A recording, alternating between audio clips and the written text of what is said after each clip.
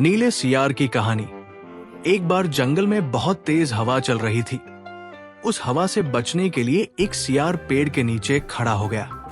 तभी पेड़ की एक शाखा टूटकर सियार के सिर पर गिर गई और उसको बहुत गहरी चोट आई। चोट लगने के बाद सियार घबराकर अपने मांद में चला गया। चोट इतनी गहरी थी कि उसका असर बहुत दिनों तक रहा, जिसकी वजह से सियार अपने खाने के लिए शिकार पर नहीं जा सका। इतने दिन खाना नहीं खाने की वजह से सियार बहुत कमजोर हो रहा था। इतने दिन भूखे बीत जाने के बाद सियार को एक दिन बहुत तेज भूख लगी और तभी उसको सामने हिरन दिखाई दिया। उसका शिकार करने के लिए सियार हिरन के पीछे बहुत देर तक दौड़ा, लेकिन कमजोर होने की वजह से वो जल्दी थक गया और उसको मार के खा नहीं सका। ऐसे ही सियार पूरे दिन भूखा प्यासा रहा और कहीं भी उसको मरा जानवर तक नहीं मिला जिससे उसका पेट भर सके। उदास सियार खाने की उम्मीद में गांव की ओर बढ़ गया ताकि वहां कोई छोटा जानवर, बकरी या मुर्गी का बच्चा खाने को मिल जाए, जिससे पेट भरकर वो अपनी रात काट सके।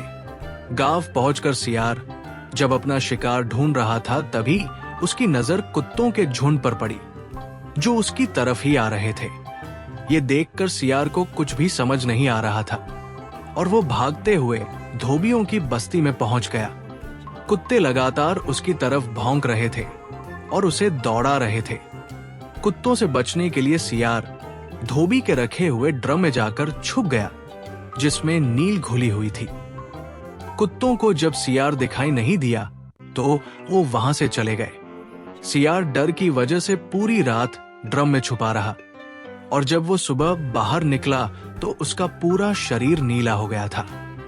अपने आप को नीला देखकर सियार के दिमाग में एक चालाकी भरा विचार आया और वो वापस जंगल में आ गया। जब सियार जंगल पहुंचा तो उसने ऐलान कर दिया कि वो सभी जानवरों को भगवान का संदेश देना चाहता है। इसलिए सभी जानवर उसकी बातों को सुनने के लिए एक पेड़ के नीचे एकत्रित हो गए। जानवरों की इस सभा में सियार ने बोला, क्या कभी किसी ने नीले रंग का सियार देखा है?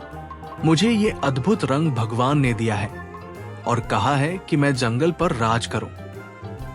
भगवान ने मुझसे बोला है कि मैं जंगल के सभी जानवरों का मार्गदर्शन करूं और ये जिम्मेदारी अच्छे से निभाऊं।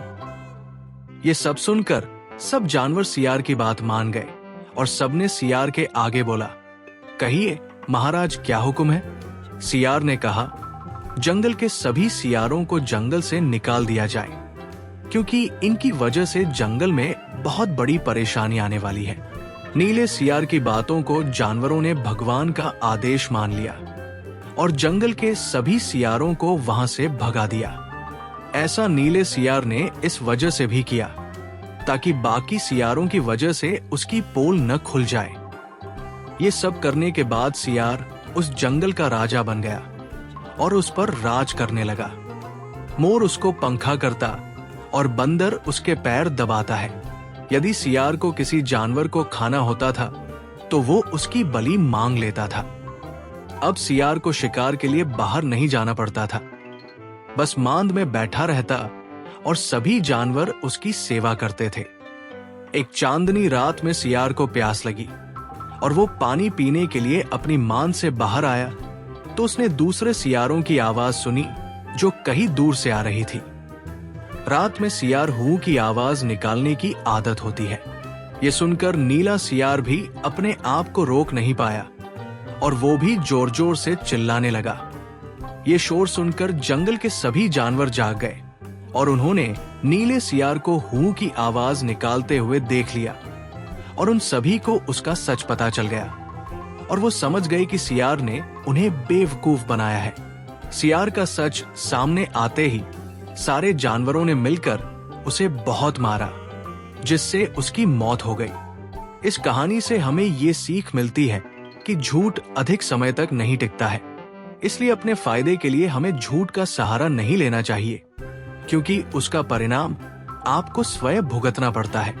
इसलिए हमेशा सच की राह पर चले और ताकि आपका आगे आने वाला कल बेहतर हो।